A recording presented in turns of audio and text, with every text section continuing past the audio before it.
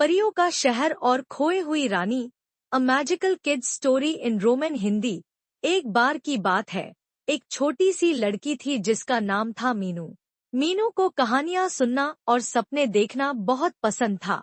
एक दिन जब मीनू अपने बगीचे में खेल रही थी, उससे एक चमकदार तितली दिखाई दी। उस तितली का नाम था टूटू और वो बोल सकती थी।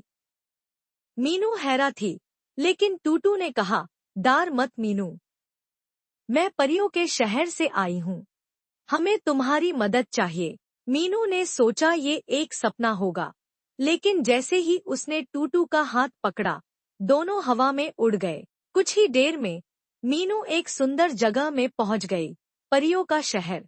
वहां सब कुछ रोशनी से चमक रहा था। हर तरफ रंग बिरंगी फूल, उड़ती हुई परियां और नदियां जो गीत गा रही थी। लेकिन एक अजीब सी उदासी थी वहां। टूटू ने बताया, हमारी रानी फलिना कुछ दिनों से गायब है। बिना उनके शहर का जादू धीरे धीरे खत्म हो रहा है। मीनू ने पूछा, पर रानी गायब कैसे हो गई? तब एक और परी आई, उसका नाम था ज़ारा परी। ज़ारा ने बताया, रानी फलिना अकेली एक गुफा में गई थी, जहां से अब तक वापस नहीं आई। मीनू ने ट्यूरेंट कहा, चलो मैं मदद करूंगी।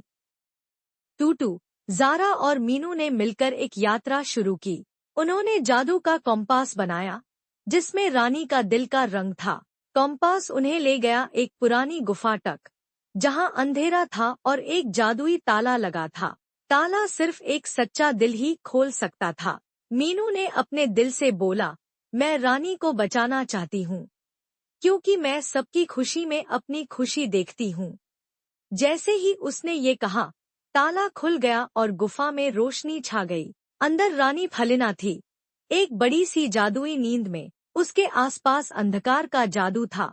मीनू ने प्यार से रानी का हाथ पकड़ा और कहा, उठो रानी, सब आपको याद कर रहे हैं।